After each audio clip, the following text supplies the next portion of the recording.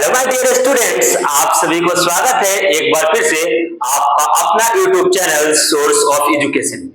तो आज की इस क्लास में हम बात करने वाले हैं क्लास 12 की VVI ऑब्जेक्टिव का, जो या तो आपके एग्जाम में पूछ लिए गए हैं या 2025 के एग्जाम में पूछे जा सकते हैं।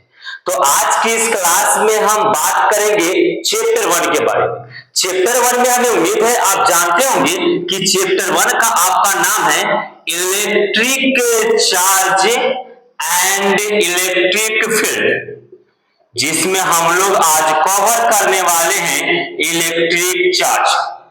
इलेक्ट्रिक चार्ज को भी दो पार्ट में बांटा गया है, इलेक्ट्रिक चार्ज और कूलॉम्स लॉ, जिसमें हम लोग यही आज पढ़ेंगे कि इलेक्ट्रिक चार्ज क्या होता है और कूलॉम्स लॉ क्या होता है। तो आपसे उम्मीद है आप पेन और कलम लेके बैठे और क्वेश्चन को किया कीजिए। हमें उम्मीद है आप अलग भी अगर कहीं पढ़े होंगे तो आप इस वीडियो को जरूर देखिए कि क्या यह क्वेश्चन आपको आता है या नहीं।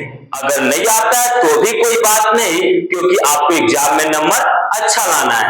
तो आपको क्या करना है, यहां से लिखते चलना है। चलिए तो आज की इस क्लास को स्टार्ट करते हैं। यहां पे हम सबसे पहले बात करने वाले हैं इलेक्ट्रिक चार्ज में क्वेश्चन पहले पूछा क्या जाता है।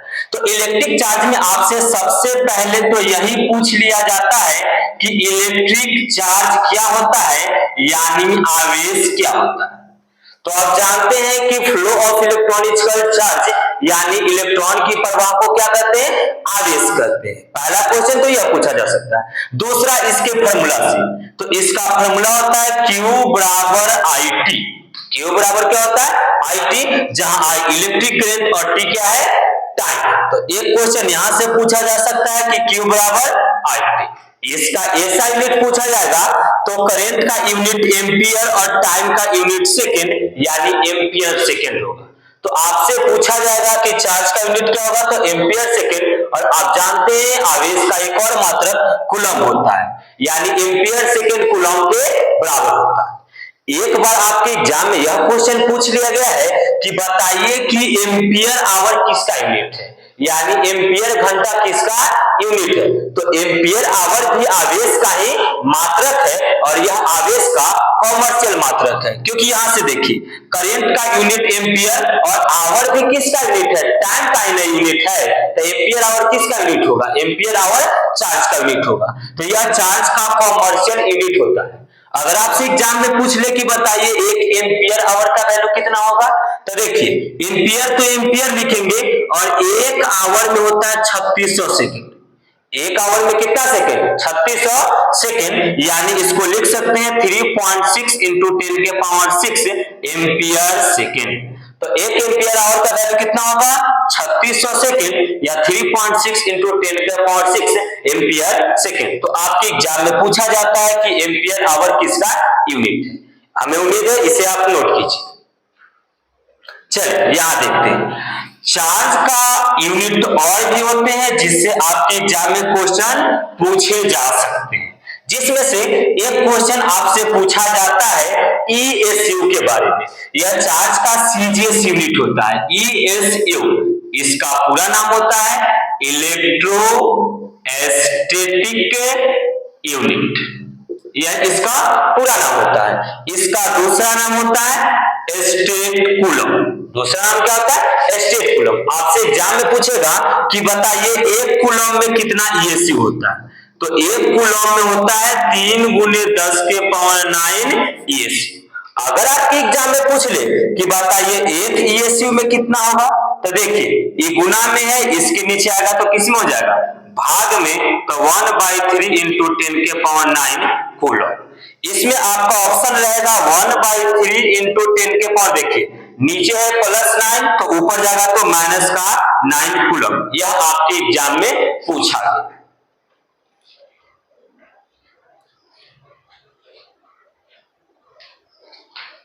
चलिए एक क्वेश्चन आता है आपका चार्ज का मैग्नेटिक यूनिट से, और चार्ज का मैग्नेटिक यूनिट होता है EMU, यानी कि इलेक्ट्रोमैग्नेटिक यूनिट।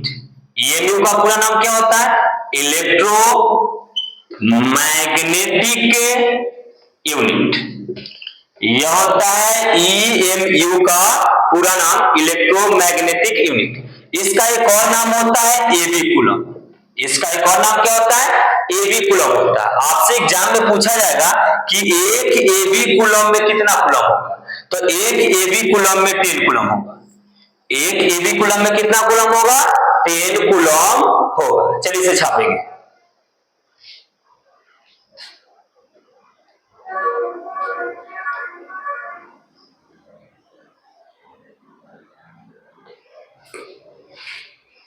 चलिए यहां आप देखते हैं, आपके एग्जाम में इससे भी क्वेश्चन आ सकता है कि बताइए कि फंडामेंटल चार्ज किसे कहते हैं। फंडामेंटल चार्ज किसे कहते हैं, यानी कि न्यूनतम संभव आवेश। न्यूनतम संभव आवेश किसे कहते हैं? तो नाम से यह स्पष्ट है कि न्यूनतम संभव आवेश, मिनिमम पॉसिबल चार्ज को ही हम लोग क्या कहते हैं? फंडामेंटल चार्ज कहते हैं। इसको हिंदी में हम लोग कहते हैं मूल आवेश। मूल आवेश। तो बोलेंगे कि न्यूनतम संभव आवेश को हम लोग क्या कहेंगे? फंडामेंटल चार्ज यानी मूल आवेश कहते हैं। और न्यूनतम संभव आवेश 1.6 इंटू 10 के पावर -19 कूलम होता है। और इसे हम लोग यही कहेंगे कि एक फंडामेंटल चार्ज का वैल्यू कितना होता है?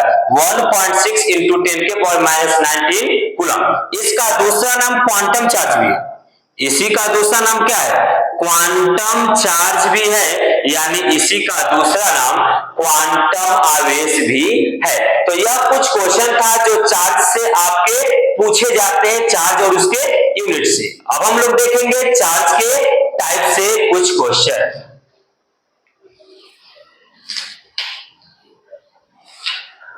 आवेश के प्रकार।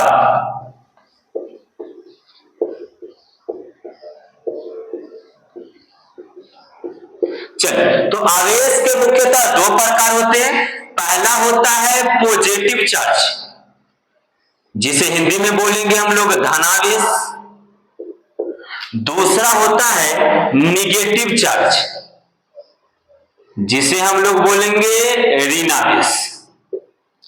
अब यहां देखिए, मान लेते हैं दो बॉडी को आपस में हम रगड़ेंगे, तो दो बॉडी को अगर आपस में रगड़ेंगे तो जिससे इलेक्ट्रॉन का लॉस होगा, जिससे इलेक्ट्रॉन का क्या होगा? लॉस होगा, यानी लॉस ऑफ इलेक्ट्रॉन, इलेक्ट्रॉन का हानि, इलेक्ट्रॉन का हानि। जिससे इलेक्ट्रॉन का हानि होगा उसे हम लोग कहेंगे धनावेश। और जिससे इलेक्ट्रॉन का लाभ हो जाए, इलेक्ट्रॉन का क्या हो जाए? लाभ हो जाए, यानी गेन ऑफ इलेक्ट्रॉन। जो इलेक्ट्रॉन को क्या करता है?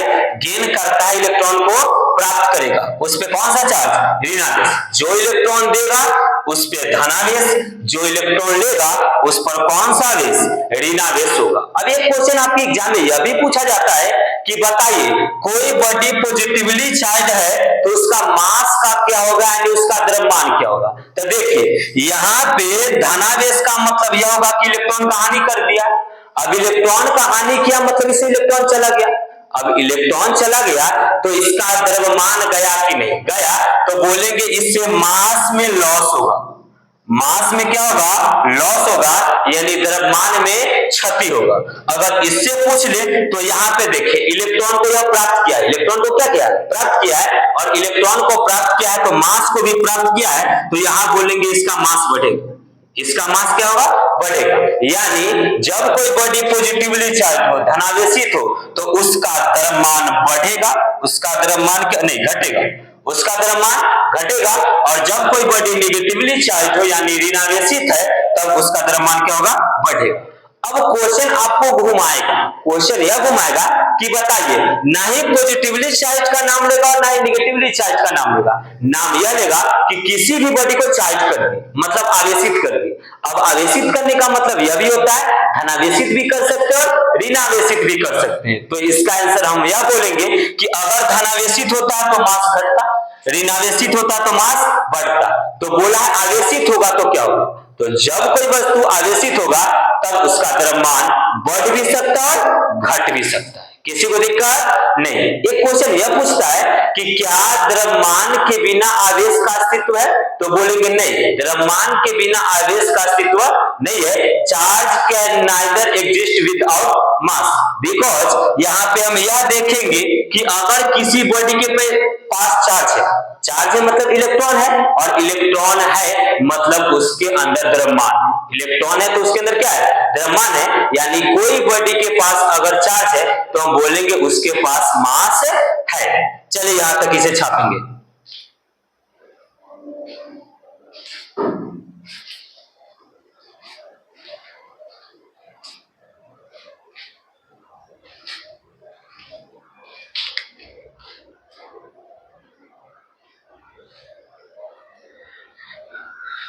चलिए आगे देखते हैं कुछ क्वेश्चन।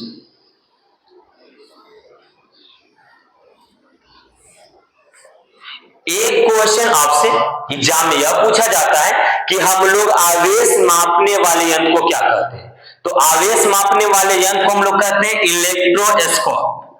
आवेश मापने वाले यंत्र को क्या कहते हैं, इलेक्ट्रोस्कोप, यानी कि विद्युत दर्शी। तो आवेश मापने वाले यंत्र को क्या कहेंगे, इलेक्ट्रोस्कोप कहेंगे, यानी कि विद्युत दर्शी कहेंगे।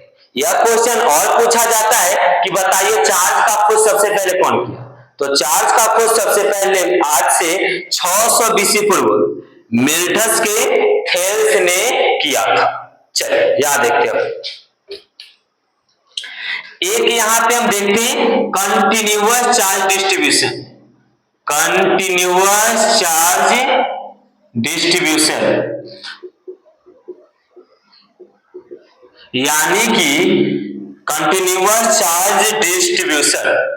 यहां पे नाम से स्पष्ट है कि चार्ज बटेगा और समान रूप से बटेगा। चार्ज बटेगा और कैसे बटेगा, समान रूप से बटेगा। इसको हिंदी में कहते हैं संतत आवेश वितरण, संतत आवेश वितरण, यानी कि आवेश बटेगा लेकिन कैसे बटेगा, कंटिन्यूअसली बटेगा। क्वेश्चन यह पूछा जाएगा कि जब किसी गोलाकार कंडक्टर को चार्ज देंगे तो क्या होगा, तो गोलाकार चालक को अगर चार्ज देंगे तो चार्ज सरफेस पे बटेगा। चार्ज कहां बटेगा, चार्ज जो है वह सरफेस पर बटेगा। एक क्वेश्चन और पूछेगा कि जब किसी कुचालक को यानी बैड कंडक्टर को चार्ज देंगे तब क्या होगा, तो जब हम किसी कुचालक को चार्ज देंगे तो वहां पर हम बोलेंगे कि कुचालक चार्ज देगा ही नहीं, तो वहां पे चार्ज का डिस्ट्रीब्यूशन नहीं होगा, यानी वहां पे चार्ज बटेगा नहीं। किसी को दिक्कत नहीं। यहाँ पे इसी के आधार पे एक होता है चार्ज डेंसिटी, यानी आवेश घनत्व। तो आवेश घनत्व तीन प्रकार के होते हैं, linear charge density, volume charge density and surface charge density. रैखिक आवेश घनत्व, पृष्ठीय आवेश घनत्व और आयतनिक आवेश घनत्व। मतलब यहां जरा समझते, पहले हम बात करेंगे लीनियर चार्ज डेंसिटी का, रैखिक आवेश घनत्व का, रैखिक आवेश घनत्व। इसके बाद बात करेंगे पृष्ठीय आवेश घनत्व, पृष्ठीय आवेश घनत्व। इंग्लिश में से कहेंगे लीनियर चार्ज डेंसिटी, इसे कहेंगे सरफेस चार्ज डेंसिटी। तो अभी क्या बताया चार्ज डेंसिटी कि यूनिट भाग में जितना चार्ज डिस्ट्रीब्यूट होगा उसे क्या कहेंगे, चार्ज डेंसिटी। अगर यूनिट भाग में लेंथ हो जाए तो उसे कहते हैं लीनियर चार्ज डेंसिटी। और लीनियर चार्ज डेंसिटी को किससे डिनोट करेंगे, लेम्डा से, और लेम्डा बराबर फॉर्मूला होगा चार्ज बाई लेंथ। आपसे एग्जाम में इसका ऐसा यूनिट पूछ लेगा, तो देखिए चार्ज का यूनिट कूलॉम, लंबाई का यूनिट मीटर, तो इसका ऐसा यूनिट क्या होगा, कूलॉम पर मीटर। अगर सरफेस चार्ज डेंसिटी की बात करें तो सरफेस चार्ज डेंसिटी को सिग्मा से डिनोट करते हैं, और सिग्मा बराबर क्या होगा, चार्ज बाई एरिया। यहां देखिए अगर नीचे लेंथ है तो लीनियर चार्ज डेंसिटी और नीचे एरिया है तो सरफेस चार्ज डेंसिटी। इसका ऐसा यूनिट चार्ज का यूनिट कूलॉम और एरिया का यूनिट मीटर स्क्वायर, यानी कूलॉम पर मीटर स्क्वायर। इसे लिखेंगे। आगे देखते हैं, एक है आयतनिक आवेश घनत्व, आयतनिक आवेश घनत्व यानी कि volumetric charge density. Volumetric charge density को डिनोट करते हैं रो से, और रो बराबर होगा चार्ज बाई वॉल्यूम। अगर इसका SI यूनिट की बात करें तो चार्ज का यूनिट कूलम और वॉल्यूम का मीटर क्यूब यानी कूलम पर मीटर क्यूब। यह क्वेश्चन चार्ज का है। एक क्वेश्चन आप लोग कमेंट बॉक्स में बताएंगे कि चार्ज स्केलर है या वेक्टर, अदिश है या सदिश।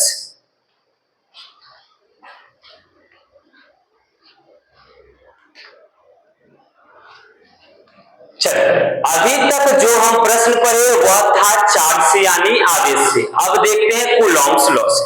कूलॉम्स लॉ भी आपके लिए क्या है, बहुत ज्यादा इंपॉर्टेंट है। कूलॉम्स लॉ में सबसे पहले तो आप समझिएगा कि कूलॉम का नियम क्या होता है। तो कूलॉम का नियम होता है F बराबर K Q1 Q2 by R square, या आप कहीं देखे होंगे F बराबर 1/4 pi epsilon not Q1 Q2 by R square. किसी को दिक्कत नहीं। तो पहला तो या तो आपसे फॉर्मूला ही डायरेक्ट पूछ, दूसरा कहेगा कि दो चार्ज के कारण जो फोर्स लगता है यानी दो आवेश के कारण जो बल लगता है उसमें बल का दूरी से क्या रिलेशन है। तो बोलेंगे कि देखिए बल का दूरी से रिलेशन 1/r स्क्वायर से, अगर ऊपर जाएगा तो क्या होगा r के पावर -2। किसी को दिक्कत नहीं है। तो बल का दूरी से रिलेशन है r के पावर -2 से। इसमें आपसे एग्जाम में पूछ लेगा k का वैल्यू। k को हम लोग क्या कहते हैं, electrostatic unit. Electrostatic unit, electrostatic unit यानी स्थिर वैद्युत की मात्रक, या इसे हम लोग कूलॉम्स कांस्टेंट कहते हैं यानी कूलॉम का मात्रक कहते हैं। कूलॉम मात्रक नहीं, कूलॉम का नियतांक कहते हैं। यहाँ पे k का वैल्यू होता है 9 × 10⁹ न्यूटन मीटर स्क्वायर पर कूलम स्क्वायर। k को इलेक्ट्रोस्टैटिक यूनिट ने इलेक्ट्रोस्टैटिक कांस्टेंट कहेंगे। k को क्या कहेंगे, इलेक्ट्रोस्टैटिक कांस्टेंट। इसका वैल्यू होता है 9 × 10⁹ न्यूटन मीटर स्क्वायर पर कूलम स्क्वायर। यहाँ पे एक वर्ड आया इप्सिलॉन, कि इप्सिलॉन नॉट क्या होता है। तो इप्सिलॉन नॉट को हम लोग कहते हैं परमिटिविटी ऑफ वैक्यूम, यानी निर्वात की विद्युतशीलता। निर्वात की विद्युतशीलता, परमिटिविटी ऑफ वैक्यूम। इसका वैल्यू होता है 8.85 × 10⁻12 कूलम स्क्वायर पर न्यूटन पर मीटर स्क्वायर। इसी के यूनिट को क्या कर देना, उलट देना है। कभी कभी आपके एग्जाम में इप्सिलॉन नॉट का पूछ लेगा डायमेंशन। तो इप्सिलॉन नॉट का डायमेंशन होता है पर m पर l³ T4 I स्क्वायर। तो इसे आप लोग याद कर लेंगे।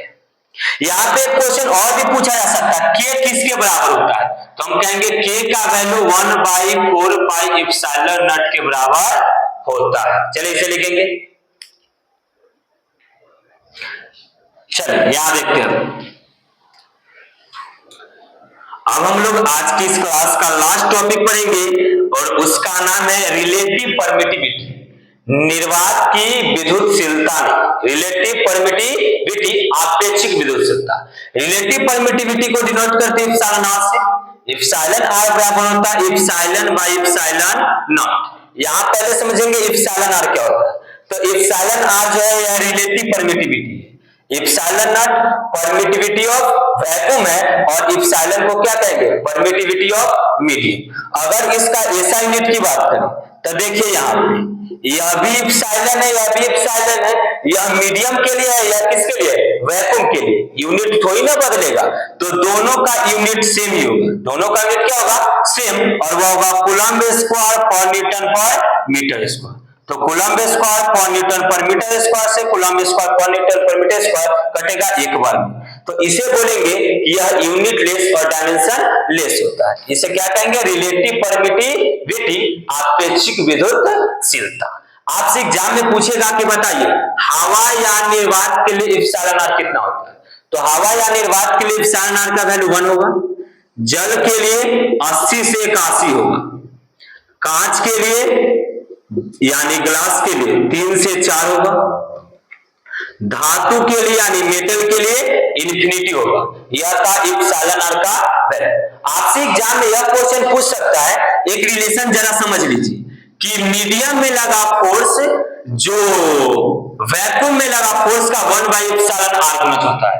यानी पूछेगा कि दो चार्ज को अगर एयर या वैक्यूम से मीडियम में ले जाएंगे तो क्या होगा, तो कहेंगे मीडियम में ले जाएंगे तो यहाँ पे जो फोर्स है वो घट जाएगा। फोर्स क्या हो जाएगा, घट जाएगा, क्योंकि हम लोग εr से भाग दे रहे हैं और εr का वैल्यू 1 से क्या होता है, अधिक होता है, तो 1 से अधिक से भाग देंगे तो वैल्यू क्या आएगा, कम।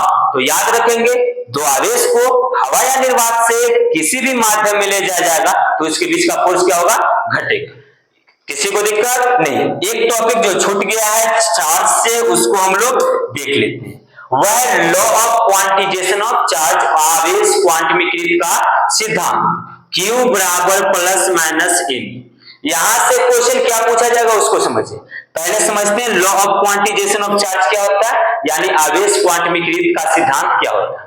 तो यह कहता है कि किसी भी वस्तु का जो आवेश होता है ना, मूल आवेश, अभी हम पढ़े फंडामेंटल चार्ज जिसको ई से डिनोट करते हैं, कि मूल आवेश का पूर्ण गुणज होता है। मूल आवेश का कौन सा गुणज, पूर्ण गुणज, यानी वैल्यू 1 2 3 4 आएगा।